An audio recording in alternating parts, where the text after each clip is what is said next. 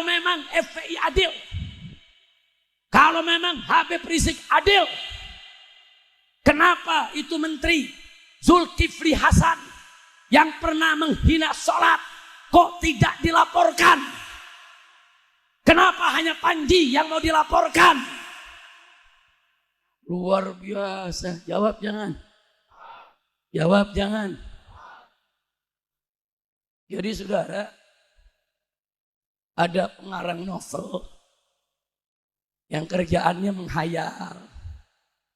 Saudara, kerjaannya menghayal. Tapi merasa diri jadi ulama besar dan merasa diri jadi kritikus. Saudara, dia kekurangan informasi, tidak punya adab dan tidak punya akhlak.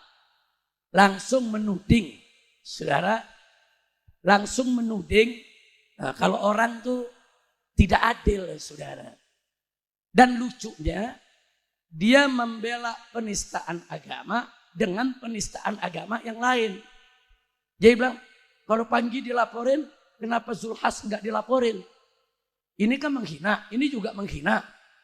Jadi dia mau bela yang menghina dengan yang menghina. Orang gila itu, saudara.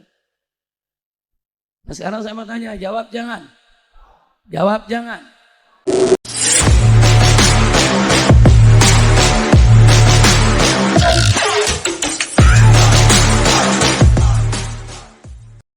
Tadi sudah disinggung bahwa tadi pagi kita melaksanakan haul. Malam ini kita memperingati Isra dan Mi'raj Nabi Muhammad sallallahu alaihi wa alihi wa sahbihi wasallam. Kisah Isra bisa kita dapatkan di awal surat Al-Isra yang disebut juga surat Bani Israel.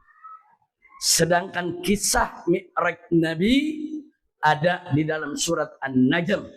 Kalau kita baca dari ayat pertama sampai sekian belas, itu isinya menceritakan, saudara, tentang mi'rajnya Nabi kita Muhammad sallallahu alaihi wasallam.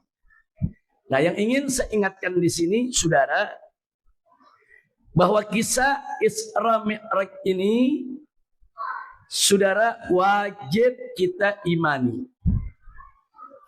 Dan memang untuk bisa dengan mudah percaya dan membenarkan peristiwa Isra dan Mi'raj, yang dibutuhkan pertama kali adalah iman. Saudara, mari kita lihat tatkala Nabi pulang dari Isra dan Mi'raj. Kemudian Nabi mengumpulkan masyarakat kota Mekah, saudara. Baik yang muslim maupun yang kafirnya. Kemudian Nabi mulai bercerita kepada mereka tentang peristiwa Isra dan Mi'raj. Saudara, nah ketika itu orang-orang kafir mentertawakan Nabi, mencemooh Nabi, saudara, menghina-hina Nabi alaihi salatu wassalam. Nggak sampai di situ, mereka melakukan propaganda terhadap para sahabat Nabi, saudara. Wabil khusus mereka-mereka yang baru masuk Islam, mu'allaf, saudara. Jadi orang-orang seperti Abu Jahal, Abu Lahab, saudara, dan kawan-kawan itu mendatangi orang-orang yang pada baru masuk Islam. Apa mereka katakan? Apa kau percaya dengan dustanya Muhammad? Atau saddiq kita Muhammadin? Apa kamu percaya dengan bohongnya Muhammad? Mana mungkin perjalanan yang begitu jauh dari kota Mekah ke Al-Aqsa hanya ditempuh dalam waktu sebagian malam saja. Padahal kita sama tahu, dengan menunggang unta saja kalau tanpa berhenti, saudara, itu 15 hari baru sampai, pulang pergi 1 bulan. Tapi kalau pakai mampir, istirahat, saudara, bisa 1 bulan baru sampai, pulang pergi 2 bulan. Nah jadi, saudara, Abu Jahal memprovokasi orang-orang yang baru masuk Islam untuk menggunakan logikanya. Pakai akalmu dong. Pakai otakmu. Mana mungkin perjalanan begitu jauh bisa ditempuh oleh Muhammad dalam waktu yang singkat. Saudara, diprovokasi menggunakan logika akal. Saudara, nggak bakal mampu akal untuk mengurainya.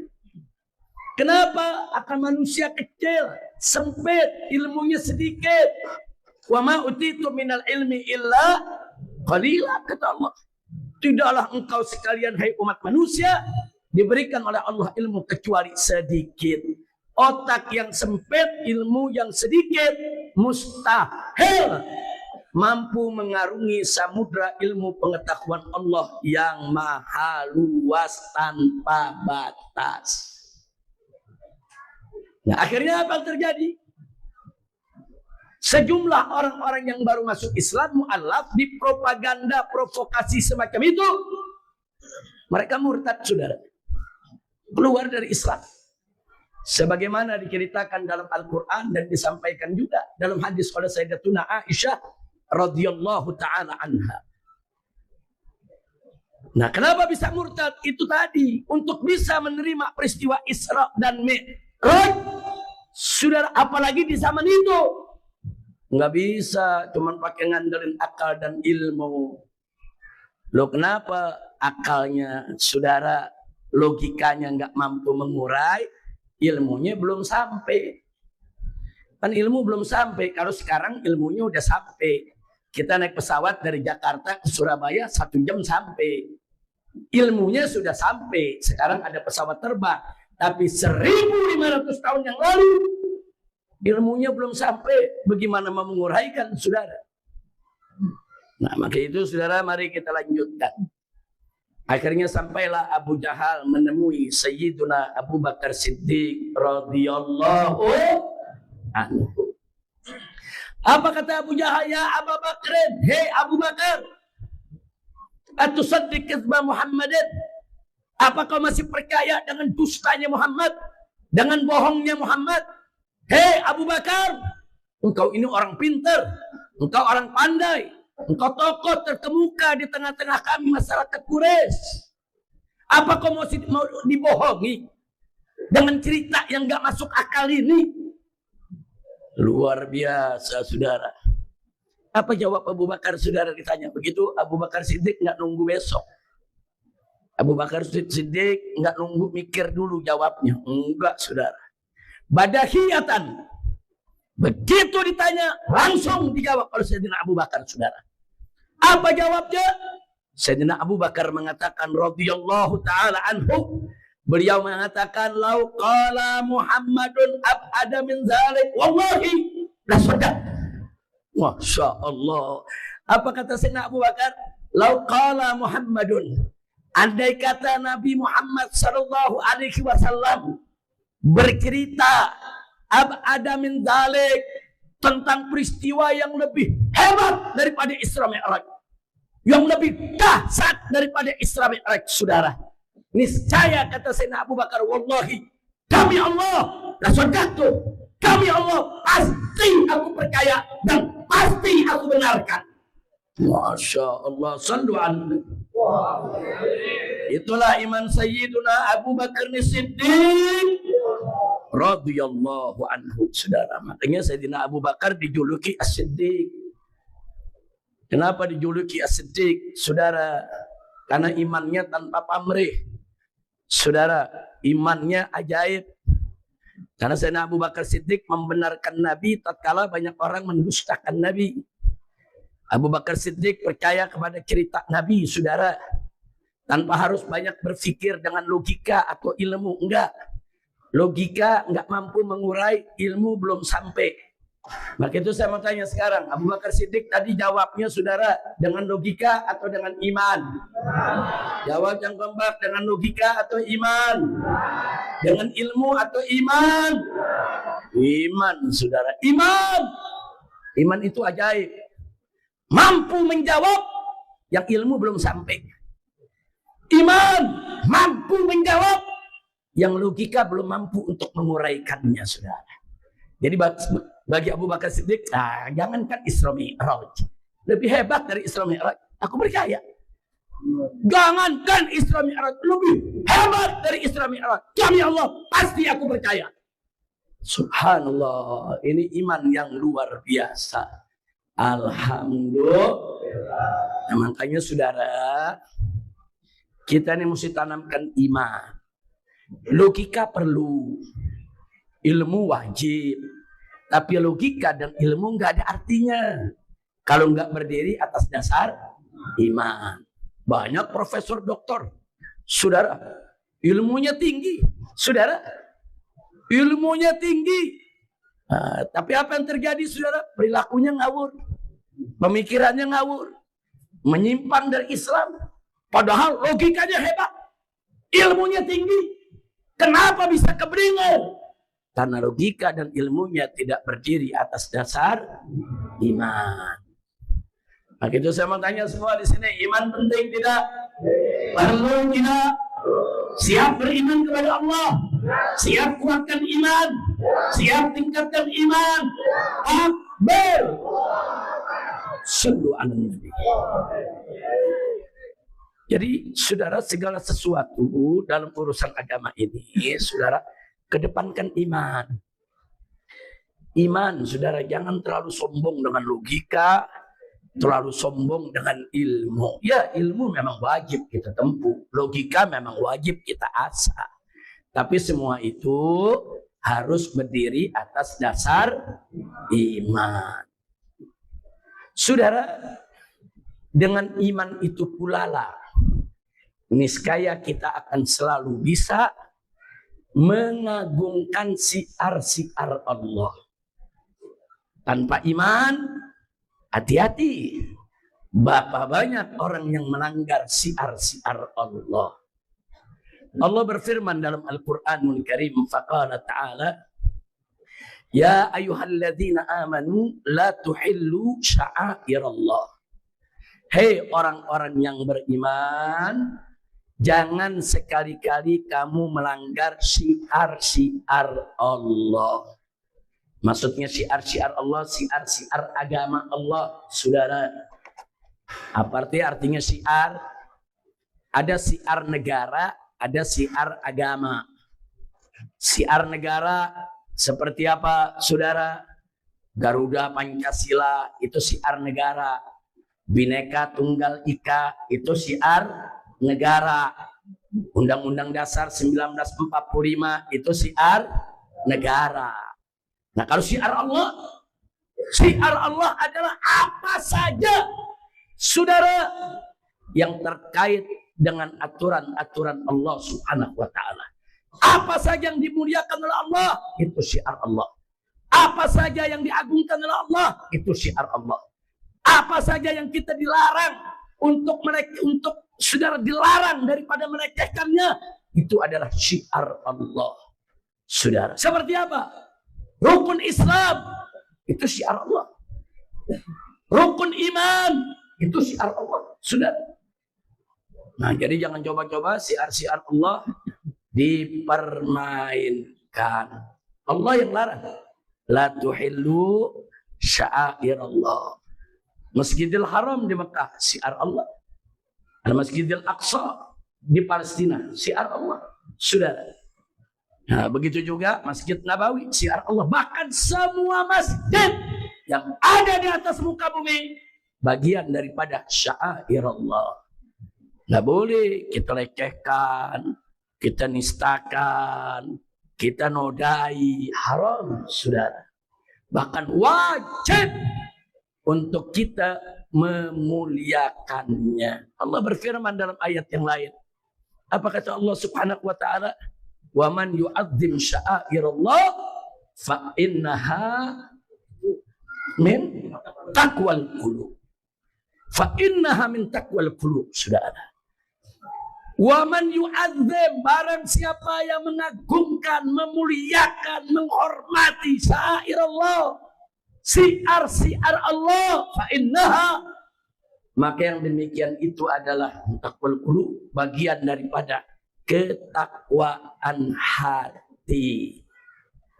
Jadi satu, haram menghinakan syiar Allah. Wajib memuliakan syiar Allah. Alhamdulillah. Nah, ini sulit bisa kita jalankan kalau kita nggak punya iman. Saudara, contohnya nih Isra Mi'raj, saudara. Orang yang nggak punya iman sampai sekarang masih ada yang menuduh, Isra Mi'raj itu kan cuma dongeng. Isra Mi'raj itu cerita fiktif. Itu cerita nggak masuk di akal. Dia ngaku muslim. Dia ngarang buku. Muslim, saudara, lulusan Universitas Islam Negeri, ngarang buku, di dalamnya dia katakan Isra Mi'raj dongeng. Lulusan universitas, ada dong ilmunya. Lulusan universitas, kuat dong logikanya. Kok bisa begitu ngawur? Sebab nggak diikat logika sama ilmunya dengan iman itu penting, saudara. Makanya bersyukurlah kita semua di sini Allah berikan nikmatul iman. Alhamdulillah. Saya beri contoh, saudara, untuk memperkuat pemahaman kita tentang pentingnya iman. Saya beri contoh. Satu, contoh yang pertama, saudara. Sholat dan puasa. Sholat rukun Islam, puasa juga rukun Islam. Cuman mana lebih dulu dalam rukun Islam? Sholat dulu atau puasa dulu? Sholat. Sepakat ulama, sholat puasa sama-sama wajib. Tapi bicara tentang ketinggian, sholat jauh lebih tinggi daripada puasa. Tapi ada yang menarik. Perempuan yang haid, saudara, haram dia sholat dan haram dia puasa. Nah, kalau dia haid di bulan Ramadan, nggak boleh. Dia tidak sholat, dia tidak puasa. Tapi puasanya wajib diqadha. Sedangkan sholatnya tidak perlu diqadha. Ini khusus bagi perempuan yang haid, nifas. Begitulah aturan Allah. Betul? Coba saya mau tanya, aturan syariatnya begitu enggak? Betul? Betul? Jadi kalau orang haid di bulan puasa, boleh enggak puasa? Boleh enggak sholat? Terus nanti sholatnya perlu diqadha enggak? Puasanya perlu diqadha enggak? Perlu, puasanya harus diqadha. Itu aturan syariat. Terima dulu pakai iman. Amanna billah wa bima jaa'a anillah ala muradillah. Aku beriman kepada Allah dan aku beriman dengan apa saja yang datang dari Allah. Terima dulu pakai iman. Itu aturan Allah. Jangan sok pakai logika. Jangan sok pamer ilmu dulu, saudara. Jangan, terima dulu. Ya Rabb, aku terima hukummu ya Allah. Perempuan yang haid, saudara, wajib mengqadha puasa yang ditinggalkan dan tidak perlu mengqadha sholat yang ditinggalkan karena haid. Terima dulu. Nah, kalau udah terima pakai iman, baru boleh nanya. Jangan pakai logika. Kalau pakai logika bahaya. Saya buktikan, saudara. Kita pakai logika. Na'udzubillah min logika, saudara. Pakai logika nih. Logika yang pertama, sholat saja yang lebih wajib dari puasa tidak perlu diqadha sama perempuan yang haid. Nah, kalau sholat aja yang lebih wajib nggak perlu diqadha, apalagi puasa. Dengan logika, maka perempuan yang haid tidak perlu qadha puasanya. Itu pakai logika tuh. Saya mau tanya, kalau pakai logika masuk akal ya? Masuk. Kan pakai logika begitu. Sholat aja yang lebih wajib nggak perlu diqadha. Masa puasa harus diqadha? Nggak masuk di akal dong. Saudara, sholat aja yang lebih wajib nggak perlu diqadha, apalagi puasa yang nggak lebih wajib. Maka logikanya akan memutuskan perempuan yang haid, saudara, tidak perlu mengqadha puasa. Kira-kira jelas tidak? Itu logika satu. Sekarang logika dua, kebalikannya. Logika dua nih. Puasa saja yang nggak lebih wajib dari sholat harus dikodok. Nah kalau puasa aja dikodok, apalagi sholat. Puasa saja yang nggak lebih wajib dari kodok. Perempuan yang haid mesti kodok, saudara. Yang tidak lebih, saudara, tinggi daripada sholat. Perempuan yang haid wajib kodok puasa. Kalau puasa saja yang tidak lebih wajib daripada sholat harus dikodok, maka sholat lebih wajib untuk dikodok. Kira-kira jelas gak? Itu logika dua tuh. Ada logika satu, ada logika dua. Tapi sekarang saya mau tanya, aturan syariat ikut yang mana? Ada ikut logika satu? Enggak. Ada ikut logika dua? Enggak. Enggak. Aturan syariat enggak ikut itu logika, saudara. Kalau kita mau logika, betul itu logika. Logika satu masuk akal. Logika dua masuk akal. Justru aturan syariat ini, saudara, yang harus kita gali. Kenapa sholat yang lebih wajib daripada puasa tidak perlu dikodok, sedangkan puasa yang tidak lebih wajib daripada sholat justru harus dikodok? Itu aturan syariat. Terima dulu sama iman. Habis terima sama iman, baru kita gali pakai logika dan pakai ilmu, saudara. Ya Allah, aku terima hukum-Mu ya Allah. Aku terima syariat-Mu ya Allah. Perempuan yang haid wajib mengkodok puasa dan dia tidak wajib untuk mengkodok sholat. Tapi Allah, kenapa ya? Kan sholat lebih wajib daripada puasa. Kenapa kok yang lebih wajib justru tidak dikodok? Sedangkan yang nggak lebih wajib dikodok. Pakai logika kita, pakai ilmu kita, gali, ketemu jawabnya. Oh pantas. Sholat itu kan sehari 5 kali. Sehari 5 kali. Nah kalau perempuan setiap bulan haid, ada yang haid 7 hari, ada yang haid 10 hari, saudara. Kalau dia haidnya 10 hari, sehari 5 waktu sholat dia tinggalkan. Selama haid 50 waktu. Nanti begitu selesai haid dia wajib kodok 50 sholat. Betapa memberatkan kaum wanita. Udah ini perempuan repot sama haidnya, saudara. Repot dengan dia punya diri. Tahu-tahu harus wajib sholat 50 waktu setiap bulan lagi. Masya Allah, saya mau tanya, berat tidak? Berat tidak? Allah Maha tahu. Allah sayang dengan kaum wanita. Allah tahu kaum wanita sudah berat tugasnya, saudara. Syafaqatan minallah wa rahmatan minallah. Allah enggak wajibkan perempuan untuk mengkodok sholatnya kalau dia haid, saudara. Kenapa? Kasih sayang Allah kepadanya. Masuk akal tidak? Masuk akal tidak? Lalu kalau puasa? Puasa kan setahun sekali. Puasa setahun sekali.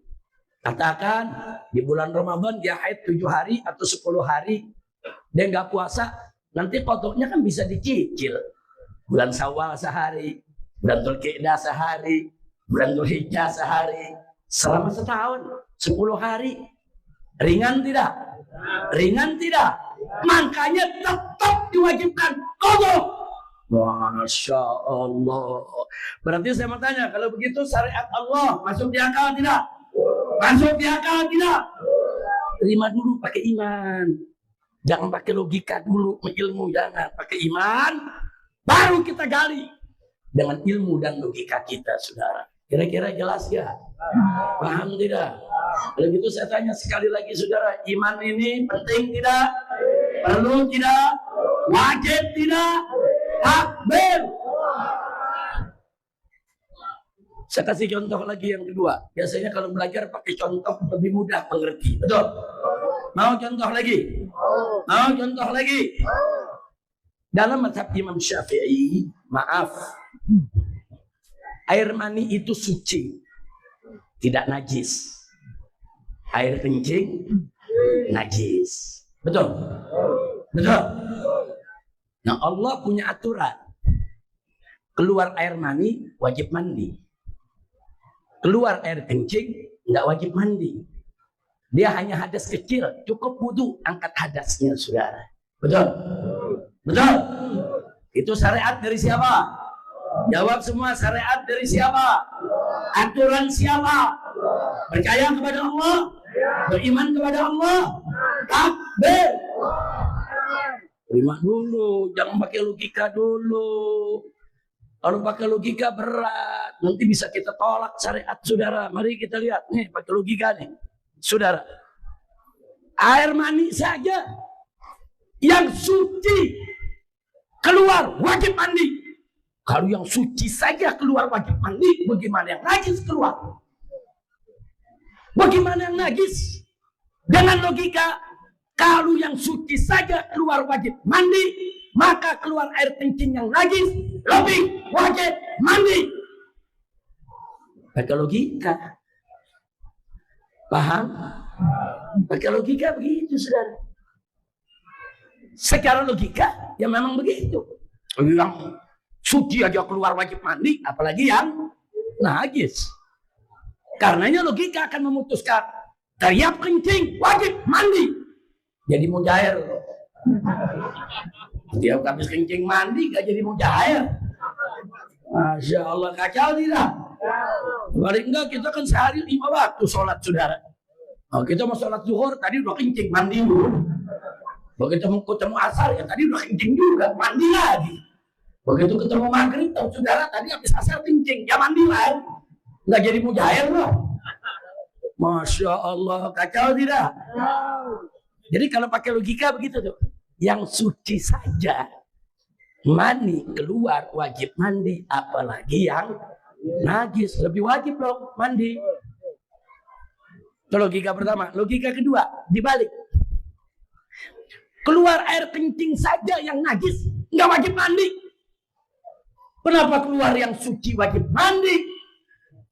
Dengan logika, kalau keluar yang najis saja tidak wajib mandi, maka keluar mani yang suci nggak perlu wajib mandi. Jadi tiap dia keluar mani, dia nggak mandi, saudara. Ngepet sekali. Paham nggak? Nah, saya mau tanya, itu logika bahaya tidak? Bahaya. Kalau pakai logika begitu, saudara. Pakai logika begitu. Yang najis saja nggak wajib mandi. Mas yang suci keluar wajib mandi, nggak masuk di akal dong, kata dia. Mestinya kalau yang najis keluar tidak wajib mandi, yang suci lebih tidak wajib mandi. Atau logika tadi, kalau yang suci aja keluar wajib mandi, apalagi yang najis lebih wajib mandi. Dua logika ini nggak diterima sama syariat. Syariat ngatur kalau keluar mani yang suci wajib mandi. Keluar air kencing yang najis nggak wajib mandi. Itu aturan syariat, sudah. Terima dulu pakai iman. Ya Rabb, aku beriman kepada syariatmu, ya. Amanna bisyari'ah wa saddaqna bisyari'ah. Aku beriman kepada syariatmu. Aku benarkan syariatmu. Aku terima. Ya Rabb. Kalau Allah udah atur keluar mani yang suci wajib mandi, keluar air kencing yang najis tidak wajib mandi, aku terima. Nah, habis sudah terima, Pak, Bu, boleh akal kita nanya, cari jawabannya sama ilmu kita. Ketemu, saudara? Oh, kenapa ya? Kok keluar yang saudara keluar yang suci wajib mandi, keluar najis nggak wajib mandi? Oh, karena kencing itu sehari bisa berkali-kali. Kalau wajib mandi, alangkah repotnya hidup kita. Betul, betul. Betapa maha pengasihnya Allah, betapa maha penyayangnya Allah. Allah nggak bikin repot kita. Kalau kencing, walaupun najis, cukup istinja, ambil wudhu, angkat hadas kecilnya, saudara. Sebab kalau tiap kencing kita harus mandi, berat tidak? Berat tidak? Allah nggak beratkan kita, saudara. Lalu air mandi kan keluarnya sekali-sekali. Emang air mandi keluar tiap hari? Ada, pengantin baru. Nah kalau yang udah tua-tua, apalagi yang umurnya udah pala 6, pala 5, saudara, ada yang sebulan sekali, 2 bulan sekali. Saudara, artinya apa? Keluar mandi sekali-sekali. Jadi kalau diwajibkan mandi, tidak memberatkan. Masuk akal gak? Masuk akal gak? Ada lagi jawaban kedua, saudara. Saudara, orang kalau keluar air kencing nggak buang tenaga. Orang keluar air mani lebih dari separuh tenaganya hilang. Ngos-ngosan. Lu ketawa aja. Bener gak? Bener. Kalau kencing ada ngos-ngosan? Ada, kencing batu. Kencing yang normal nggak ada yang ngos-ngosan, betul? Kenapa? Karena tenaga nggak hilang, betul? Bahkan kalau kita kebelet kencing, lega tidak? Udah sudah. Coba nah kebelet, mau duduk salah sudah. Dia mau keluar nih, gimana sih? Coba kebelet, saudara. Saya mau tanya, kalau kebelet repot tidak? Sakit tidak? Tapi begitu plong kita kencing, lega tidak? Nggak ada tenaga yang kebuang. Maka itu kalau orang kencing nggak perlu mandi, tenaganya nggak kebuang, cukup istinja. Karena ada yang najis dan dia wudu, angkat hadas kecilnya, betul? Nah, tapi bagaimana kalau mandi, saudara? Air mani itu kalau keluar menguras tenaga. Mau tua mau muda sama, saudara, menguras tenaga. Bagaimana mengembalikan tenaganya? Mandi. Makanya Nabi suruh, kalau junub jangan ditunda-tunda mandinya. Junub segerakan mandi, saudara. Kenapa? Supaya tenaga kembali lagi. Sama lah dengan Anda kerja dari pagi sampai sore di kantor, saudara. Naik bis, desek-desekan, keluar keringat, capek. Sampai rumah, lesu, hilang tenaga. Mandi, tenaganya akan kembali lagi, badannya segar lagi, betul? Betul? Oh pantes, kencing nggak diwajibin mandi, keluar mani wajib mandi, supaya tenaganya bugar kembali, agar dia lebih energik, semangat lagi untuk ibadah. Masuk akal tidak? Masuk akal tidak? Takbir. Ini sengaja saya sampaikan contoh begini untuk membuktikan, saudara, iman itu penting. Dengan iman kita ikat logika kita, ikat ilmu kita, insya Allah kita tidak akan tersesat jalan. Amin ya rabbal alamin. Kira-kira sampai sini jelas tidak? Paham semua? Jadi jangan melulu pakai logika. Dulu al-imam, saudara, Al-Imam Ja'far Shadiq, cucu Nabi kita Sayyiduna Muhammad Sallallahu Alaihi Wasallam, pernah ngajar di majelis begini, saudara. Begitu ngajar, satu anak muda berdiri nanya, Tuan Guru, saya punya pertanyaan. Kata Imam Ja'far, apa kau punya pertanyaan? Iblis itu kan diciptakan dari api. Betul. Nanti di hari kiamat akan disiksa masuk neraka. Betul. Dalam neraka akan disiksa, dibakar dengan api. Betul. Nah ini yang logika saya sulit terima, Tuan Guru. Akal saya sulit terima. Iblis dari api disiksa dengan api. Nggak mempan dong. Itu pakai apa itu, saudara? Pakai logika. Itu pakai logika. Gimana cara gurunya jawab? Gurunya nggak pusing-pusing jawab, saudara. Nah, dia ambil tanah, saudara, digulung, bulat, gede, dia timpuk tuh murid. Begitu ditimpuk, ini murid mentil. Guru, jangan begitu loh. Kalau nggak mau jawab, nggak jawab aja. Kenapa jadi nimpuk? Ditanya sama gurunya, emang kenapa ditimpuk? Sakit? Ya sakit dong. Nah, kata gurunya, saya juga bingung. Kamu kan manusia, iya. Diciptakan dari tanah, iya. Kok saya timpuk dengan tanah sakit itu? Kan tanah ketemu tanah. Mikir anak muda, iya ya, benar juga. Subhanallah, saudara, saya mau tanya, kita dibuat dari apa? Asal manusia dari apa? Kalau dikepruk sama batu bata, dia terbuat dari tanah, sakit gak? Ketiban genteng dari tanah sakit gak? Kok sakit? Kan tanah ketemu tanah. Ya, asal kita dari tanah. Tapi saat ini kita bukan tanah lagi. Sudah berubah. Sudah ada komposisinya dalam diri kita. Ada darah, ada air, ada daging, ada kulit yang mengantar rasa, saudara. Nah, pantas saja kalau kita digebuk dengan tanah tetap kita sakit. Begitu juga iblis. Walaupun dia diciptakan dari api, nanti dibakar api, tetap dia akan merasakan siksa yang pedih, saudara. Karena komposisinya sudah beda. Nah, maka itu saya mau tanya, saudara, iman penting tidak? Iman penting tidak? Iman dulu pakai iman. Jangan protes dulu pakai akal. Saya jadi ingat saya punya guru, saudara, yaitu Kiai Haji Muallim Syafi'i Hadani, rahimahullahu ta'ala wa ra'ah.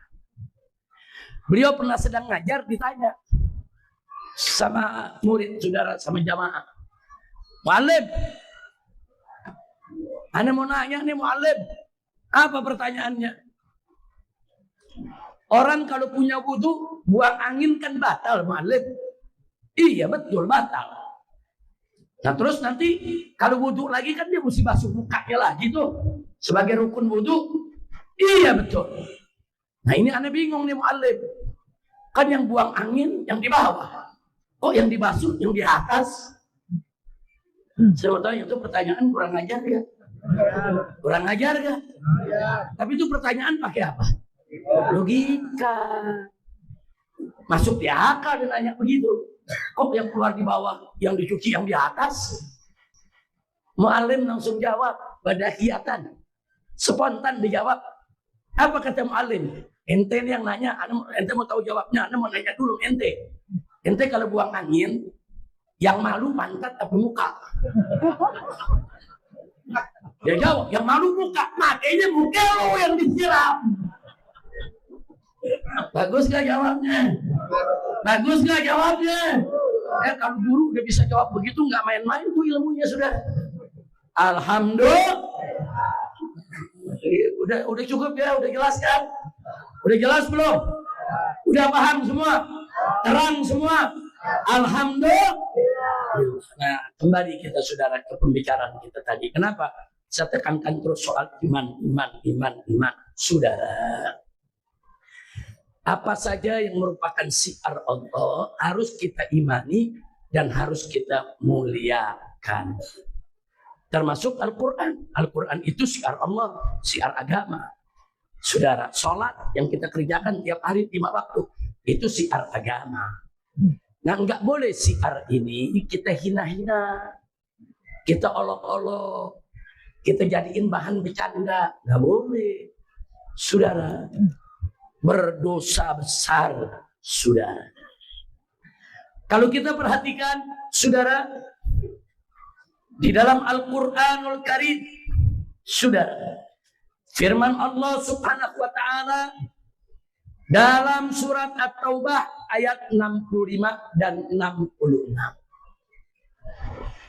Di situ Allah menyampaikan kepada Nabi kita yang tercinta Sayyiduna Muhammad Sallallahu Alaihi Wasallam tentang orang-orang munafik di sekitar Nabi yang suka mengolok-olok agama, mengolok-olok Quran, mengolok-olok sholat, mengolok-olok ibadah, saudara.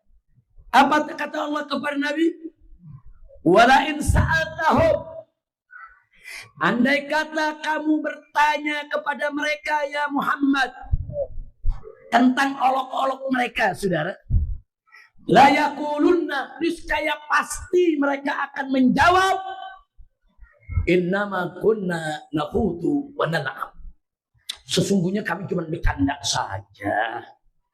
Kami cuma main-main. Kami cuma bergurau. Kami nggak serius. Ini Allah ceritain nih, orang-orang munafik suka melok-melok agama. Saudara. Nah Allah kasih tahu kepada Nabi, wala in sa'altahum, kalau kau tanya mereka ya Muhammad, kenapa kalian olok-olok agama? Kenapa kalian hina-hina agama? Kenapa agama kalian jadikan candaan, jadikan gurauan? Allah yang menyatakan la yaqulunna, niscaya pasti mereka akan menjawab innama kunna nakhudhu wa nal'ab. Sesungguhnya kami ini hanya bergurau, hanya bercanda, hanya main-main. Lalu apa kata Allah kepada Nabi? Qul, katakan ya Muhammad. Katakan kepada mereka yang memperolok-olok agama. Abillahi wa ayatihi wa rasulihi kuntum tastahzi'un. Apakah dengan Allah dan ayat-ayatnya dan Rasul utusannya kuntum tastahzi'un, kalian tastahzi'un, mengolok-olok, dijadikan bahan gurauan, candaan? Sampaikan kepada mereka ya Muhammad, gak pantas kalian jadikan ajaran Allah, ayat-ayatnya, Rasulnya untuk diperolok-olok. Kemudian apa selanjutnya kata Allah, saudara? Katakan kepada mereka, la ta'tadiru, jangan lagi kalian bikin alasan. Oh kami bercanda, oh kami bergurau, nggak ada alasan. Qad kafartum ba'da imanikum, sungguh kalian sudah kafir setelah kalian beriman. Allah yang menyatakan, sudah. Sampaikan ya Muhammad. Sampaikan kepada orang-orang yang suka memperolok-olok agama. Ada apa kalian? Agama dijadikan bahan candaan, bahan gurauan. Ada apa? Ada apa? Bahkan sampai Allah katakan kepada Nabi, sampaikan, la ta'tadiru, kalian jangan cari alasan ya. Qad kafartum, dengan kalian memperolok-olok agama, kalian sudah kafir. Ba'da imanikum, setelah sebelumnya kalian beriman, tahu-tahu kalian olok-olok agama, kafir. Saudara, makanya saya marah besar kalau ada orang memperolok-olok agama dalam satu acara yang dihadiri ribuan orang. Sebab begitu dia tertawakan agama, yang hadir ikut tertawa, saudara, kafir berjamaah. Hati-hati saudara. Kita enak nikmatin candaan-candaan, gak boleh. Mau bercanda silakan bercanda ya. Banyak candaan-candaan yang sehat, canda-candaan yang segar, canda-candaan saudara yang bikin orang tertawa, saudara, menghibur saudara, silakan. Tapi jangan sekali-kali saudara syiar Allah dijadikan bahan candaan. Nah, jadi kalau ada yang nanya, Habib apa aja sih kemarin terjadi yang dicandain? Baca saja surat pernyataan sikap TPP-FPI. Di situ diuraikan satu-satu saudara. Ditranskrip saudara. Dia bicara begini, dia bicara begini, dia bicara begini, dia bicara begini. Saudara, dan di mana nilai penistaannya? Semua sudah dijelaskan. Silakan Anda tinggal baca, dan itu sudah diviralkan saudara. Nah, berkaitan dengan ini ada banyak pertanyaan masuk saudara. Masuk ke saya, ada pertanyaan, ada serangan, ada hinaan saudara. Baik yang langsung maupun secara tidak langsung. Nah, saya mau sampaikan di sini jawabannya. Boleh? Boleh? Ada pertama yang nanya begini, Habib, apakah Habib sudah lihat videonya secara utuh dari awal sampai akhir? Nah, ini pertanyaan bagus, saudara. Ada lagi yang nggak pakai nanya, langsung nyerang. Tuh Habib goblok tuh. Belum nonton filmnya udah ngomong. Ada yang ngomong begitu, ada, saudara. Saya tahu kok orang-orangnya, saudara. Nah, tapi kalau yang nanya kan enak, Habib udah nonton belum? Jawab jangan. Jawab jangan. Saudara, mana boleh kita mengambil kesimpulan kalau kita nggak ngeliat. Mana boleh kita ngambil kesimpulan kalau kita nggak nonton, saudara. Saya nggak suka nonton candaan-candaan dan lawakan. Tapi karena ada laporan dari masyarakat, laporan dari santri, laporan dari kiai, laporan dari dai dan ustadz, Habib Rizik, ini sholat dijadiin bahan bercanda, bagaimana ini Habib? Tentu saya nggak boleh langsung menjawab dong. Di mana itu dijadiin bahan bercanda? Ini ada rekamannya Habib, ini ada filmnya, ini ada rekaman lengkapnya. Saya mesti lihat dulu, saudara. Jadi saya minta kepada pengurus DPP FPI, saudara, ambil itu film, tonton. Dari awal sampai akhir, lihat.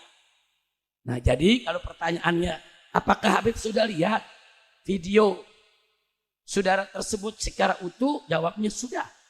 Saya dan pengurus FPI bahkan berulang kali, saudara, menonton supaya bisa memahami dan mengkaji serta menilai dan menyimpulkan.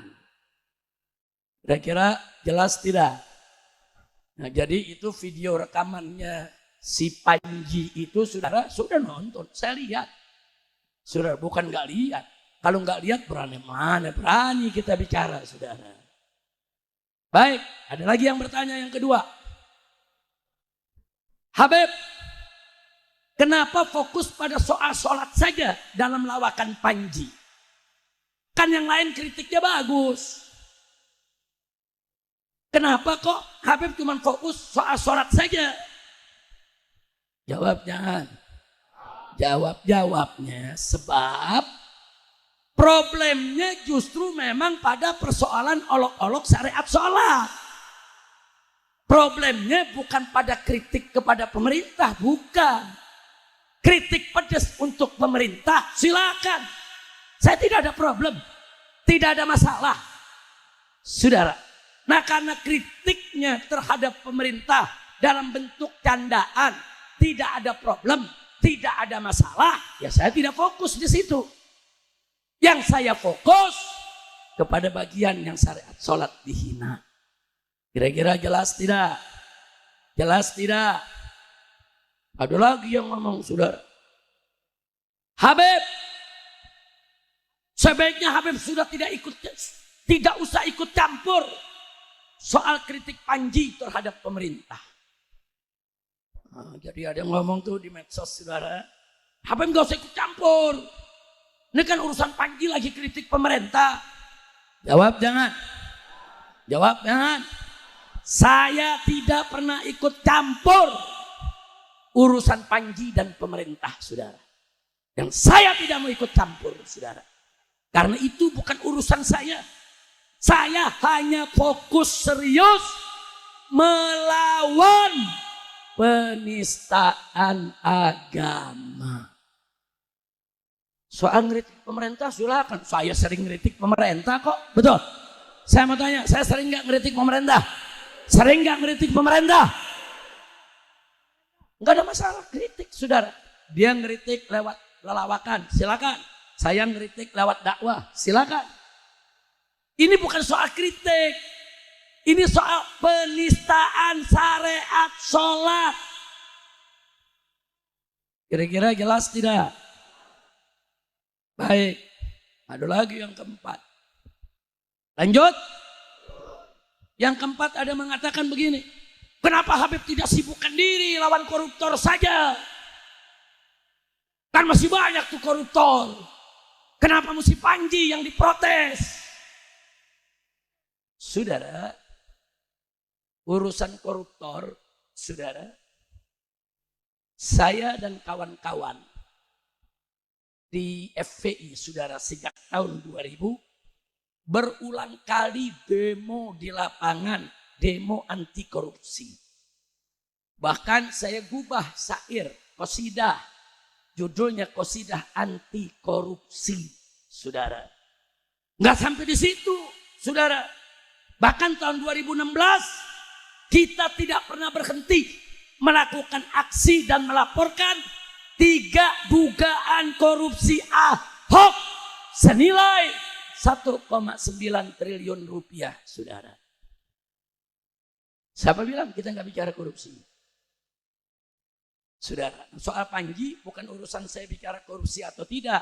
Ini ada penistaan agama yang saya nggak boleh diam. Nah, tapi jangan langsung dituduh ulama-ulama bisanya mengkritik yaitu Panji, tapi ulama-ulama nggak ada yang lawan koruptor. Siapa bilang ulama nggak ngelawan koruptor, saudara? Enak itu ngomong, saudara. Jangan-jangan yang ngomong nggak pernah demo anti korupsi, saudara. Jangan-jangan yang ngomong nggak pernah melaporkan kasus korupsi, saudara. Kira-kira jelas tidak? Jelas tidak? Dan saat ini, saudara, saya melalui API. API itu advokat FPI, saudara. Menulis 4 surat ditujukan kepada Bapak Presiden Prabowo Subianto. Setiap surat permohonan kami agar menteri ini diberhentikan karena terlibat korupsi. Ada 4 menteri yang kami laporkan, saudara. Isi laporannya rahasia.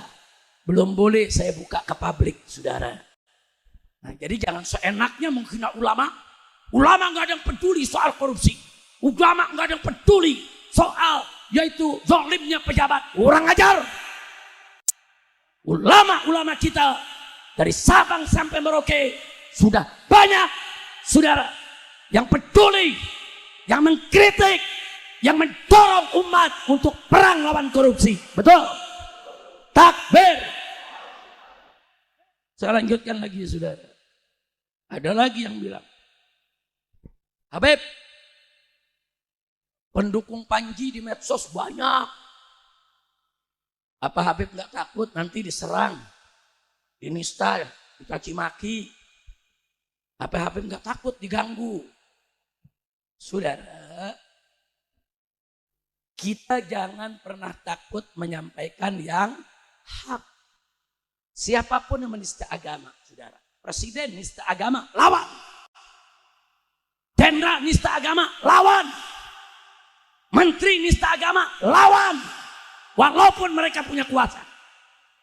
Pelawak nista agama, lawan. Walaupun penggemarnya banyak, saudara. Jangan takut-takutin. Habib Rizik nanti dinista, Habib Rizik nanti dicaci maki. Saya udah kebal, tiap hari udah dicaci maki orang, saudara. Udah kebal, saudara. Enggak, saudara. Saya mau ingatkan lagi dulu, saudara. Dulu di zaman Ahok, yang menista Al-Quran, saudara. Lawan saya dan kawan-kawan juga sangat berat, saudara. Kita dikerubuti buzzer bayaran, saudara. Kemudian instrumen negara, saudara. Yang menyerang kita karena Ahok dulu didukung presiden, didukung Kapolri, didukung Panglima TNI, didukung BAES, didukung BIN, didukung partai-partai besar, didukung oligarki, didukung mafia, saudara. Oh berat. Tapi kita tidak pernah mundur, saudara. Nah, jadi jangan nakut-nakut saya Habib. Ini netizennya banyak, nanti Habib digoreng. Masa bodoh. Kan jamaah udah diajarin ilmu. Masa bodoh, saudara. Yang penting katakan yang hak itu hak, yang batil itu batil. Baik, saudara. Dulu bagaimana, saudara? Nggak main-main, saudara. Sampai saya dikriminalisasi dengan belasan kasus. Hingga saya hijrah ke Mekah. 3,5 tahun. Puncaknya 6 santri pengawas saya dibunuh. Rekening bank saya sekeluarga dibekukan. FPI organisasi saya dibubarkan. Saudara. Dan saya bersama mantu dan kawan-kawan di penjara 2 tahun. Lalu setelah itu tahanan kota 2 tahun. Untuk apa? Untuk menegakkan yang hak.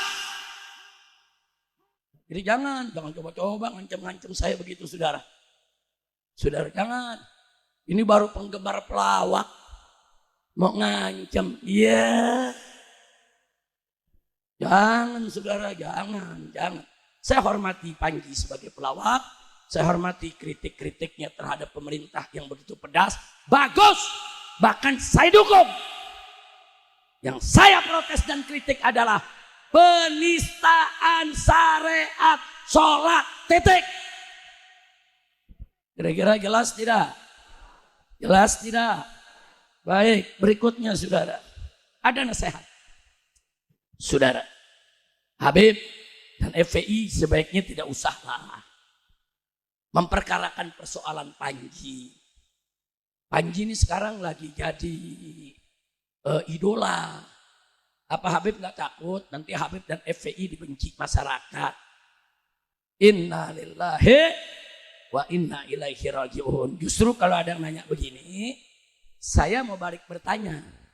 Apa pertanyaan saya? Apa Anda pikir mayoritas umat Islam di Indonesia ini senang dengan penistaan syariat sholat? Apa Anda pikir mayoritas penduduk Indonesia ini senang agamanya dihina? Apa Anda pikir masyarakat Indonesia ini mayoritas muslim nih gembira kalau syariat sholat ini diolok-olok? Saya yakin saudara, mayoritas umat Islam jauh lebih banyak yang marah kalau agamanya dihina, kalau sholatnya diolok-olok. Betul? Takbir. Ada lagi pertanyaan yang berikutnya. Habib, apa Habib dan FPI dibayar nih? Pertanyaannya luar biasa. Masih bagus dia nanya. Ada yang udah nuduh, wah Habib Rizik tuh dibayar tuh sama istana, dibayar sama rezim. Setahu saya, kalau orang yang suka nuduh-nuduh orang lain dibayar, biasanya dia yang suka dibayar, saudara. Maling teriak. Sekarang di Indonesia ini ada bisnis. Muji pemerintah jadi bisnis, dapat duit. Menghina pemerintah jadi bisnis, dapat duit. Ada kelompok-kelompok yang benci pemerintah siap bayar, sudah. Ini jadi bisnis. Ini jadi, jangan-jangan yang ngomong begitu, oh ini Habib Rizik dapat duit, jangan-jangan lu yang dapat duit. Jadi dia nilai semua orang seperti dirinya. Karena dirinya biasa muji dibayar, menghina dibayar, biasa dapat bayaran dalam perilakunya, maka dia tuduhlah kita dibayar juga dalam rangka membela syariat sholat. Kurang ajar tidak? Kurang ajar tidak? Sama dulu 212. Itu 212 dibayar itu. Dibayar itu satu orang 500.000, 1 juta. Itu kalau dibayar saya kaya banget tuh saudara. Yang hadir 8 juta orang. Satu orang dibayar 1 juta. Saudara. Artinya apa? 8 triliun. Berarti duit saya dong saya bagi-bagi orang. Dia nggak percaya. Kalau orang yang datang 8 juta begitu nggak dibayar. Dia nggak percaya. Kenapa? Karena yang ngomong begitu biasa demo dibayar. Betul? Jadi kalau ada orang lain demo, dia pikir orang lain juga dibayar. Kira-kira jelas gak? Paham? Alhamdulillah. Saya bukan orang bayaran dan FPI bukan organisasi bayaran. Nah sekarang nih yang lagi ngetren nih saudara. Ada yang bilang, kalau memang FPI adil, kalau memang Habib Rizik adil, kenapa itu Menteri Zulkifli Hasan yang pernah menghina sholat kok tidak dilaporkan? Kenapa hanya Panji yang mau dilaporkan? Luar biasa. Jawab jangan. Jawab jangan. Jadi saudara, ada pengarang novel yang kerjaannya menghayal. Saudara, kerjaannya menghayal. Tapi merasa diri jadi ulama besar dan merasa diri jadi kritikus. Saudara, dia kekurangan informasi. Tidak punya adab dan tidak punya akhlak. Langsung menuding. Saudara, langsung menuding kalau orang tuh tidak adil, saudara. Dan lucunya, dia membela penistaan agama dengan penistaan agama yang lain. Dia bilang, kalau Panji dilaporin, kenapa Zulhas nggak dilaporin? Ini kan menghina, ini juga menghina. Jadi dia mau bela yang menghina dengan yang menghina. Orang gila itu saudara. Nah sekarang saya mau tanya, jawab jangan. Jawab jangan. Baik saudara, berikan waktu saya. Ini jawabnya panjang nih, boleh? Boleh? Betul? Saudara, tidak kurang dari 38 kasus penistaan agama tingkat nasional yang kami proses hukum selama ini. Sejak FPI berdiri tahun 98 sampai dibubarkan tahun 2020 hingga ada FPI baru saat ini saudara. Termasuk kasus-kasus penistaan agama yang kami laporkan, kasus-kasus yang libatkan tokoh-tokoh nasional.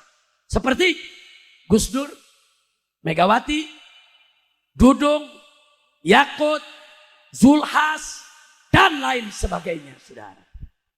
Saya akan bacakan.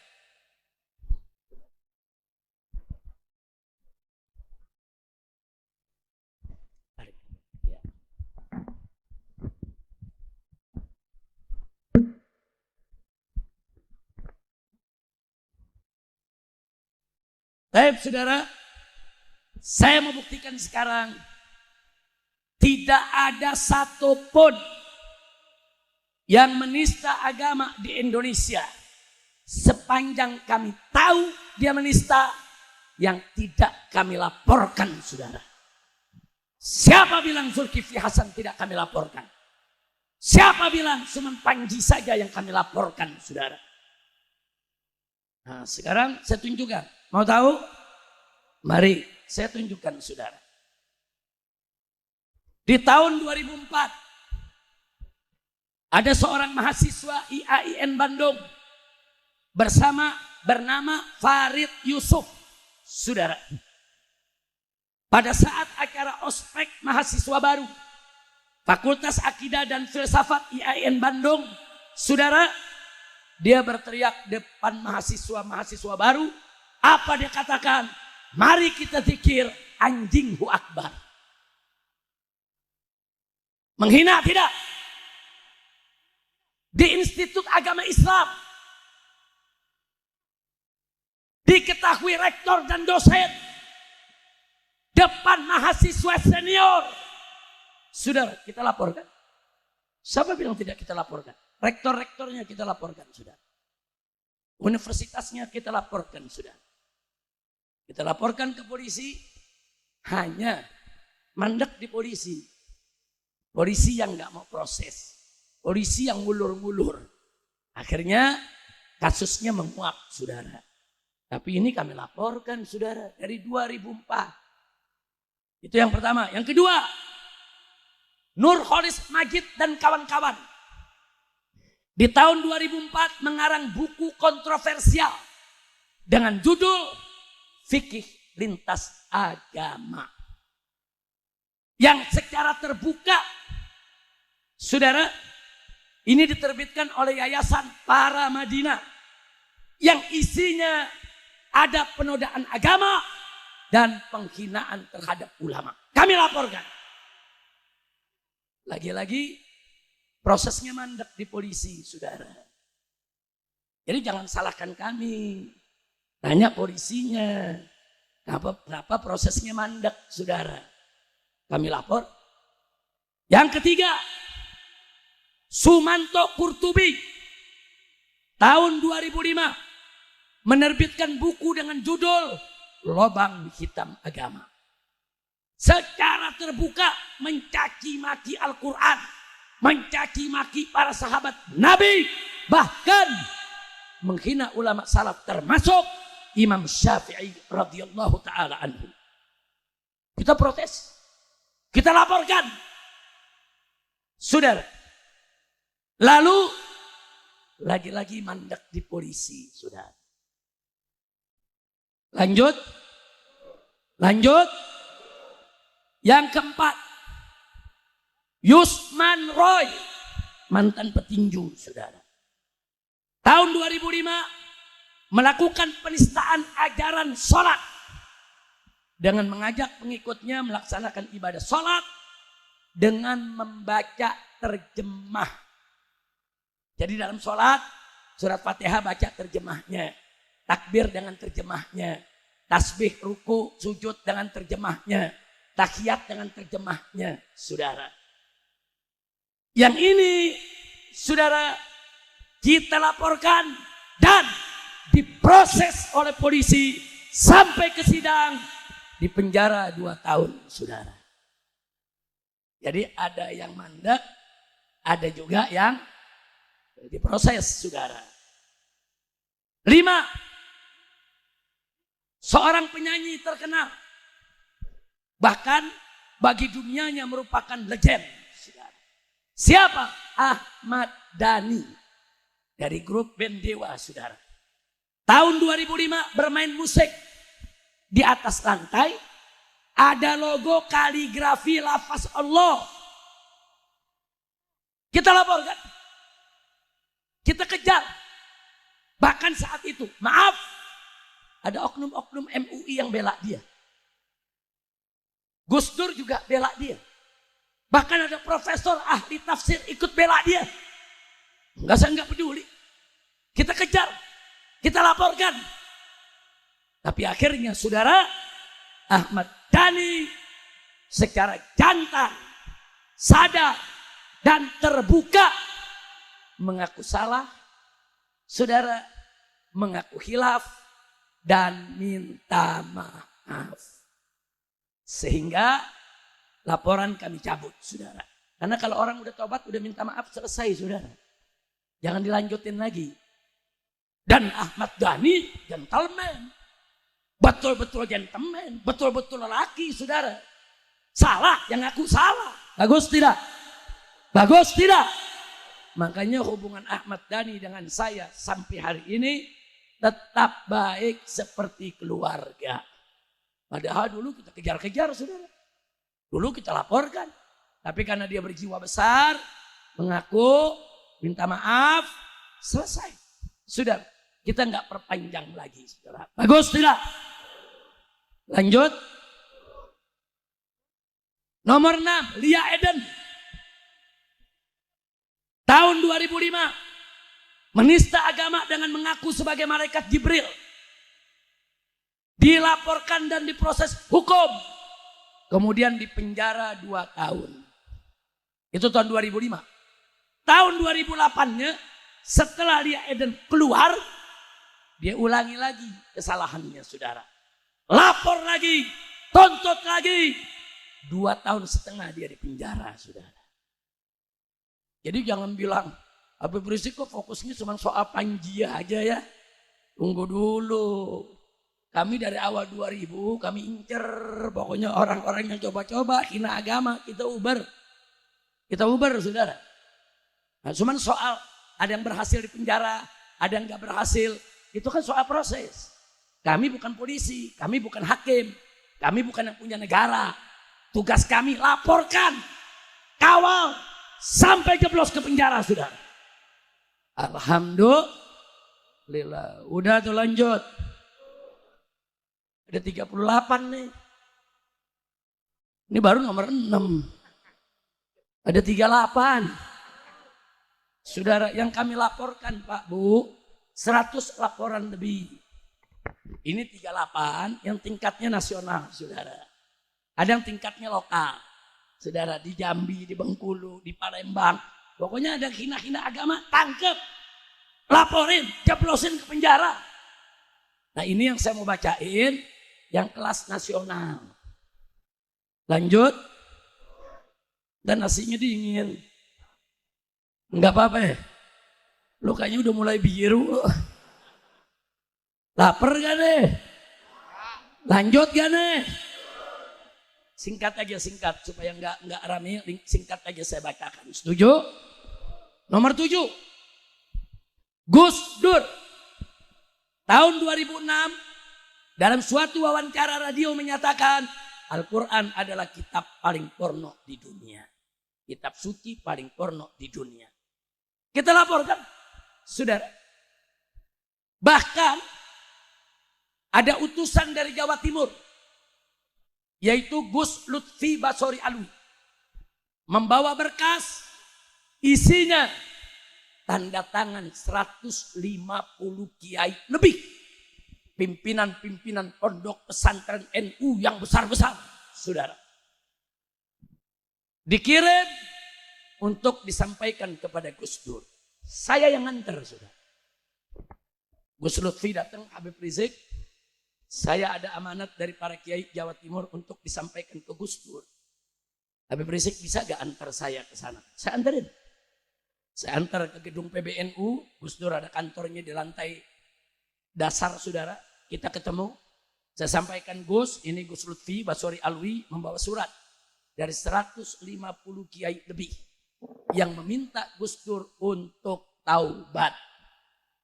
Menarik ucapannya, saudara. Nah, singkat cerita, saya nggak bisa cerita apa yang terjadi dalam obrolan kami. Terakhir akhirnya Gus Dur mengatakan ya sudah, beliau yang akan klarifikasi langsung kepada 150 kiai tersebut, saudara. Nah, jadi bukan kita nggak laporin, siapa bilang kita nggak laporin? Saya nggak peduli. Pokoknya orang hina Allah, hina Nabi, hina Quran, saudara, kita kejar, kita laporkan. Nah, kalau Gus Dur aja kita laporin, apalagi Panji. Saudara, Gus Dur tokoh besar, betul? Betul? Gus Dur tokoh besar, saudara, kita laporin. Enggak, saya enggak peduli. Nah, kalau beliau minta maaf, klarifikasi kepada ulama, laporan kita cabut. Selesai, saudara. Kalau enggak klarifikasi, lanjut. Baik, berikut yang ke-8, Ahmad Musadek, saudara. Tahun 2008, mengaku sebagai nabi yang dapat wahyu di Gunung Sindur, Bogor. Saudara, kita kejar, kita laporkan, saudara. Dan divonis 4 tahun penjara, saudara. Begitu keluar, dia bikin lagi, saudara, Gerakan Fajar Nusantara yang disingkat Gavatar. Menista agama lagi, kita proses lagi. Dan penjara lagi 5 tahun, saudara. Jadi Ahmad Musaddiq itu 9 tahun di penjara, 2 kali kasus, saudara. Saya mau tanya, bagus tidak? Diproses, setuju tidak? Anda nih umat Islam, kalau kami memproses penista agama, setuju tidak? Dukung tidak? Takbir. Baik, saudara, yang ke-9. Ada aktivis AKKBB, Aliansi Kebangsaan untuk Kebebasan Beragama dan Berkeyakinan. Di tahun 2008, dalam suatu wawancara di salah satu TV nasional, menista Nabi dan agama. Apa dia bilang? Ini kan soal Ahmadiyah, ini cuma soal persaingan antara Nabi Arab sama Nabi India. Kan kurang ajar, saudara. Kurang ajar tidak? Menista Nabi tidak? Kita kejar, saudara. Kita laporkan. Hanya saat itu, saudara, AKKBB ini begitu dekat dengan pemerintah, saudara. Sehingga mereka dilindungi dan tidak diproses. Baik, 10. Aliran sesat Ahmadiyah. Tahun 2008. Kita laporkan, saudara. Kita laporkan ke polisi. Ini aliran sesat. Ini menista agama Islam. Saudara, lapor. Akhirnya ada 200 lebih tokoh nasional bergabung dalam AKKBB membela Ahmadiyah, saudara. Sehingga terjadilah insiden Monas. Yang akhirnya saya dengan Haji Munarman ditahan dan dipenjara. Tapi sehari saya dipenjara, besoknya umat Islam hampir 1 juta orang turun mengepung istana SBY ketika itu jadi presiden. Dikepung dari pagi, akhirnya sore, jam 3-4 sore, saudara, keluar SKB 3 menteri tentang pelarangan Ahmadiyah. Enggak apa-apa saya di penjara. Yang penting menang, Ahmadiyah dilarang, saudara. Makanya waktu Kiai Ma'ruf Amin datang ke penjara, ketika itu beliau mimpin MUI, Habib Rizik. Ini teman-teman ormas-ormas minta MUI memberi jaminan supaya Habib Rizik dibebaskan. Saya jawab, maaf Pak Kiai, Saya minta kepada MUI, jangan berusaha membebaskan saya. Tapi MUI temui presiden, keluarkan kepres, larang Ahmadiyah. Buat apa MUI membebaskan saya kalau Ahmadiyah tidak dilarang? Saya sampaikan. Kata Kiai Ma'ruf Amin, oh begitu Habib? Ya. Kiai Ma'ruf keluar, wartawan kumpul, bagaimana Pak Kiai? Apa Habib Rizik setuju dibebaskan? Beliau katakan enggak, Habib Rizik minta enggak mau dibebasin. Beliau pengen Ahmadiyah dilarang. Makanya besok umat turun, saudara. Begitu turun, signifikan Ahmadiyah dilarang. Alhamdulillah. Baik. Yang ke-11. Hanung Bramantyo. Sutradara film. Dia pernah bikin film menista agama. Judulnya pakai lambang tanda tanya, saudara. Isi filmnya sepilis, sekularisme, pluralisme, dan liberalisme yang difatwakan haram oleh majelis ulama, saudara. Kita laporkan. Sampai-sampai Republika kita demo. Kenapa? Karena Republika membuat iklan film ini sampai 2 halaman di koran Republika. SCTV mau setel filmnya nggak jadi karena kami demo. Saudara, kita nggak beri kesempatan siapapun untuk menista agama. Alhamdulillah. Nah sekarang nih Hanung Bramantyo ikut-ikutan komentar, bela Panji, saudara. Nah, begitu lihat Habib Rizik sama FPI mau melapor, apa yang dibilang? Ini kebiasaan nih, nggak tahu diri nih. Ya nggak usah kaget, karena dia pernah punya masalah. Dia menista agama dan kita kejar-kejar, saudara. Alhamdulillah. Yang 12, Musdah Mulia. Profesor, doktor, guru besar. Di UIN, Syarif Hidayatullah, saudara. Apa yang dilakukan saudara?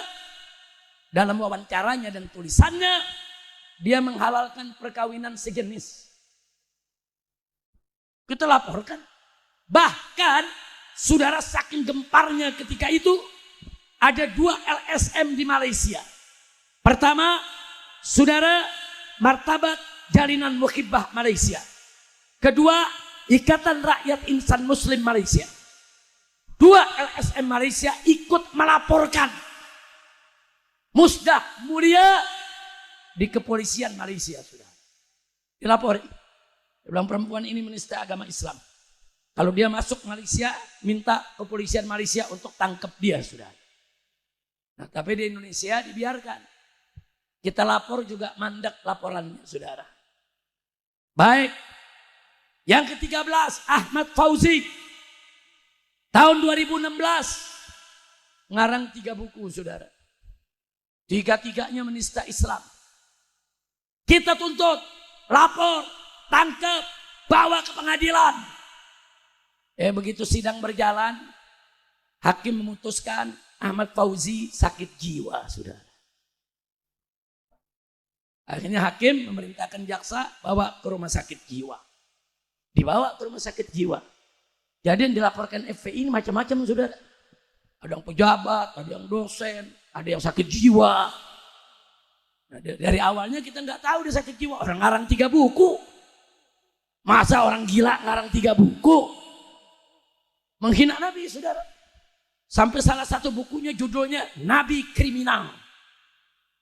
Yang dimaksud Nabi kriminal, saudara, yaitu Nabi Musa dengan Nabi Khidir, saudara. Cerita di surat Kahfi, saudara. Jadi kurang ajar. Kita tuntut. Baik, lanjut. Yang ke-14, Ahok. Ini gak usah diceritain lagi dah. Udah paham semua orang Jakarta, betul. Sampai di penjara selama 2 tahun, betul. Alhamdulillah. Nah, Ahok 2016 kita proses hukum, saudara. Baik, yang ke-15. Ade Armando. Tahun 2016 menista agama Islam. Sudah dilaporkan dan diproses. Dan tahun 2017 polisi menyatakan Ade Armando sebagai tersangka penista agama. Tapi sampai saat ini nggak ditangkap. Sampai saat ini nggak dibuka sidangnya. Udah tersangka, saudara. Tahu kan Ade Armando? Yang pernah ditelanjangin depan DPR? Tahu? Kenal? Saudara, siapa bilang kita enggak? Dan di tahun 2017 dan 18, Ade Armando menghina ulama dan menista hadis Nabi, saudara. Jadi gara-gara nggak diadilin, kebiasaan ngulangin lagi dan belum ditangkap. Tinggal tunggu tanggal mainnya, saudara. 16, Deddy Mulyadi yang sekarang jadi gubernur Jawa Barat, saudara. Dulu tahun 2016 kita proses hukum karena dia menyatakan suara seruling lebih indah daripada mengaji. Dia hina ngaji Quran. Saudara, kita lapor, proses. Tapi akhirnya lagi-lagi mandat di kepolisian. 17, Megawati Soekarno Putri, saudara. Megawati Soekarno Putri pada tahun 2017 pada acara HUT PDIP ke-44 menista rukun iman kelima, saudara. Apa beliau katakan? Beliau katakan, kata Megawati, mereka dengan fasih meramalkan yang akan terjadi. Maksudnya para ulama, saudara. Di masa datang, termasuk dalam kehidupan setelah fana, yaitu di alam akhirat. Padahal, notabene, mereka sendiri tentu belum pernah melihatnya. Dia hina ulama. Dia bilang, apa itu ulama-ulama yang mengatakan ada rukun iman. Saudara percaya akan hari akhirat. Tentu ulama-ulama belum melihat akhirat. Kau udah percaya? Menghina tidak? Menghina tidak? Kita laporkan, saudara. Nah begitu kita laporkan, PDIP gerah. Sampai akhirnya dikirim Sekjen PDIP, saudara Hasto, ke gunung, ke Megamendung nemuin saya, saudara. Habib Rizik, kami dari PDIP mohon supaya laporan penistaan agama terhadap Ibu Mega dicabut. Dia katakan kami udah hubungi beberapa pelapor, semua bersedia untuk mencabut, tinggal FPI. Kami minta untuk dicabut, Habib. Saya bilang, saya siap cabut. Tapi saya mau lihat dulu, saya mau dengar dulu, Mega bertobat. Kalau Mega bertobat, saya cabut. Kalau Mega tidak ngaku salah dan tidak bertobat, saya tidak akan cabut. Sampai hari ini kita nggak pernah cabut, saudara. Dan sampai hari ini Mega juga tidak pernah minta maaf untuk itu, saudara. Laporan sudah masuk. Tapi tentu kemarin kan 10 tahun anak buah Mega yang jadi presiden. Nah, mana bisa itu diproses, saudara. Nah, jadi bukan kita nggak laporin ya. Nah, kasih tahu tuh, ini yang main di media-media, di medsos, kasih tahu siapa yang nggak ngelaporin. Nanti ini akan saya kirim ke media semua, saudara. Biar semua bisa baca. Semua kita laporkan. Nah saya pikir, saya nggak mau panjang lebar lagi, saudara. Ada 2 pendeta pernah kita laporkan. Di antaranya pendeta Saifuddin Ibrahim, saudara. Tahun 2017 itu dilaporkan oleh Habib Ali Alatas, Ketua Front Mahasiswa Islam. Sekarang jadi Sekjen FPI, saudara. Itu begitu dilaporkan, diproses, ini pendeta menghina Islam, kita berhasil sampai dia di penjara 4 tahun, saudara. Itu 2017. 2022 dia ulangi, dia hina lagi Islam, kita laporkan lagi, saudara. Berhasil dia jadi tersangka, tapi keburu dia lari ke Amerika Serikat sampai hari ini, saudara. Nah, jadi ini yang saya baru bacakan semua baru 18. Masih ada 20 lagi. Udah ada segitu aja ya. Udah pada lapar. Habib, lanjutannya kapan? Besok ini bisa dilihat. Bisa dilihat di Fakta Kini, bisa dilihat di IBTV, dan ini PDF-nya akan saya sebar, saudara. Jadi nanti bisa masuk ke WA Anda. Nanti kalau didapat WA-nya tolong sebarkan. Setuju? Setuju?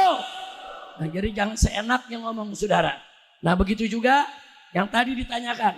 Itu adanya di nomor, saudara, saya tunjukkan. Nomor 33. Tahun 2024. Saudara. pada saat Pilpres, Zulkifli Hasan itu menyampaikan di depan orang-orang partai, apa dia bilang? Ini saking banyaknya orang cinta Prabowo, sampai-sampai di masjid sholat berjamaah begitu walat dolin nggak ada yang baca amin. Karena amin kan waktu itu logonya Anies Caimin, saudara. Nah, waktu itu kan amin itu Anies Caimin. Ingat gak? Ingat gak? Jadi Zulkifli Hasan mengatakan saking cintanya sama Prabowo, begitu walat dolin nggak ada yang baca amin. Dan pada saat tahiyat kan mesti satu jari begini. Karena Anies nomor 1, Prabowo nomor 2, sekarang tahiyat di mana-mana jadi begini. Saya tanya kurang ajar tidak? Kurang ajar tidak? Kita laporkan. Cuma yang jadi persoalan, ini kan orangnya Jokowi. Kapolri kan yang hari ini sampai hari ini orangnya Jokowi. Jadi orang-orang Jokowi yang menista agama yang kita laporkan tidak ada yang diproses. Supaya umat tahu. Nah, jadi kita lihat aja saudara. Nah, dengan demikian nanti Anda lihat 38 tokoh kami laporkan. Saya tanya 38 itu dikit atau banyak? Ini tokoh nasional. Belum tokoh lokal. Di Jambi, di Makassar, saudara di Maluku, di Ambon, di mana-mana yang menghina agama kami laporkan. Bahkan ada yang kami tangkap, serahkan ke polisi, langsung proses. Jadi kami nggak bakal biarkan orang yang menista agama. Nah baiklah, terakhir. Jadi kalau ada yang mau terusannya nanti tunggu PDF-nya. Insya Allah besok disebar. Setuju? Setuju? Takbir. Nah, pertanyaan terakhir. Habib, ada jalan damai gak dengan Panji, si pelawak? Jawab jangan. Jawab jangan. Saudara, tidak ada jalan damai. Karena damai dengan penistaan agama gak boleh. Lalu solusinya ada gak Habib? Ada. Solusinya apa? Taubat. Minta maaf ke umat, selesai. Tobat. Mohon ampun kepada Allah. Minta maaf kepada umat Islam. Jangan diulangi lagi. Dia sesali perbuatannya, selesai. Kami tidak laporkan. Jelas gak? Saya mau tanya, sikap FPI bijak tidak itu? Bijak tidak? Cuman kalau nggak mau tobat, kalau nggak mengaku salah, ya lanjut saudara. Saudara, Ahmad Dhani itu tokoh legend. Salah, gentleman, ngaku, minta maaf. Suswono yang waktu itu menjadi calon wakil gubernur di Jakarta. Ingat Suswono? Yang dari PKS. Saudara, dia khilaf, salah ucap. Dia katakan, hei para janda, ayolah kawin dengan para pemuda pengangguran. Seperti Siti Khadijah yang kaya raya, kawin dengan Nabi Muhammad. Fatal sudah. Itu menghina Nabi. Kita protes. Tapi yang bersangkutan karena memang seorang ustadz langsung menyadari. Oh iya saya salah. Dia ngaku salah. Dia minta maaf saudara. Tobat. Nggak jadi kami laporkan. Kalau nggak tobat, kami laporkan. Kira-kira jelas gak? Pelan saudara PLT Bupati Kabupaten Bogor. Namanya Pak Iwan. Dia salah bicara tentang sumpah injak Quran, saudara. Dilaporkan. Dia langsung minta maaf. Saya khilaf. Saya salah. Saya menyesal. Saya minta maaf kepada umat Islam. Dan saya tidak akan mengulanginya. Selesai. Laporan kita cabut. Nah kalau Ahmad Dhani gentleman, Suswono gentleman, saudara, Pak Iwan gentleman, salah yang aku salah, taubat, laporan dicabut, bagus tidak? Takbir. Nah, terhadap Panji nggak beda, sama. Kalau dia tobat, dia minta maaf, jangan diulangi, saya anggap selesai. saudara. Tapi kalau dia tidak tobat, hati-hati. Hari ini advokat FPI DKI Jakarta sudah mengeluarkan pengumuman. Ada press release 2 kali 24 jam Panji harus minta maaf kepada umat Islam, bukan kepada FPI, bukan kepada Habib Rizik, bukan. Mohon ampun kepada Allah, minta maaf kepada umat Islam. Nah, jadi dikasih waktu 2 kali 24 jam. Ini baru sehari. Kalau nanti setelah 2 kali 24 jam dia tidak minta maaf, saya minta maaf kepada umat, advokat FPI akan bergerak. Akan membuat laporan dan akan terus kita kejar. Akan terus kita proses sampai hukum ditegakkan, sudah. Saya mau tanya semua, setuju tidak? Setuju tidak? Takbir. Shallu ala Nabi. Nah, sebagai penutup, saya minta nih kepada anak-anak muda nih semua. Anak-anak muda ini kan banyak main medsos, saudara. Banyak yang punya akun, jangan diam. Kalau di medsos, orang yang menista agama dibela-bela, saudara. Anda jangan diam. Dakwah, kasih penyadaran, tegur. Gak boleh kau bela-bela orang yang menista agama. Namun itu saya ingatkan juga, ada oknum dari MUI memuji-muji candaan dan lawakan Panji. Ada Buya yang juga memuji-muji canda dan lawakan Panji. Ada Ustadz, Dai juga yang memuji-muji candaan dan lawakan Panji. Saya yakin dengan usnudon mereka para ustadz tadi yang memuji-muji candaan Panji, mereka nggak melihat, saudara, urusan penistaannya. Justru yang begini, yang saya yakin dia nggak nonton semua, saudara. Dia hanya melihat Panji mengkritik pemerintah. Memang, kalau saya hanya melihat Panji mengkritik pemerintah, saya dukung, saya setuju dengan Panji, saya bela, saudara. Bahkan saya siap bela dia supaya dia tidak dipenjara karena dianggap menghina pemerintah, saudara. Itu kalau cuma ngelihat kritikan. Tapi kan saya lihat semuanya. Nah, penistaan agama ini saya minta kepada Panji segera minta maaf kepada umat Islam, jangan diulangi lagi. Dan saya minta kepada Netflix rekaman bagian menghina sholat dihapus. Kalau ini dijalankan, selesai. Tidak ada masalah. Kalau tidak dijalankan, Netflix-nya akan kita tuntut, saudara. Netflix-nya akan kita tuntut. Nah, karena dia menyiarkan, dia yang sebarluaskan itu film, saudara. Nah, itu saja yang saya sampaikan. Saya mau tanya nih semua yang ada di sini. Kira-kira langkah-langkah kita untuk melawan penista agama perlu tidak?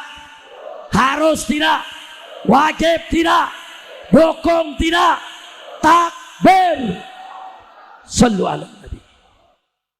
Nah, itu yang saya mau sampaikan pada acara hari ini. Tapi sebelum ditutup, sebelum kita makan malam, jangan ada yang bergerak. Ini ada niat baik dari panitia. Ingin mengumpulkan dana buat saudara-saudara kita di Aceh dan Sumatera. Saya mau tanya dulu, setuju tidak? Setuju tidak? Saya kemarin ke Aceh, Sumatera Utara, Sumatera Barat. Saya lihat dengan mata kepala saya sendiri, saudara. Sampai hari ini bencana di sana belum selesai, saudara. Belum selesai. Dan berita duka kami sampaikan, ada satu laskar kami yang kemarin ikut mengawal saya. Saudara, begitu kami pulang, ada banjir susulan di Bener Meriah. Dan ada satu laskar kami yang jadi relawan, sampai hari ini belum ditemukan. Saudara, kita sedang mengerahkan. Karena laskar kita, relawan kita cukup banyak yang ada di Aceh, Sumatera Utara, dan Sumatera Barat. Jadi doakan agar seluruh korban di Aceh dirahmati oleh Allah. Dan semua bencana yang mereka alami diganti oleh Allah dengan kebahagiaan. Amin ya Rabbal Alamin. Dan semoga relawan kami, saudara, bisa ditemukan mati ataupun hidup. Nah, mudah-mudahan Allah beri selamat. Amin.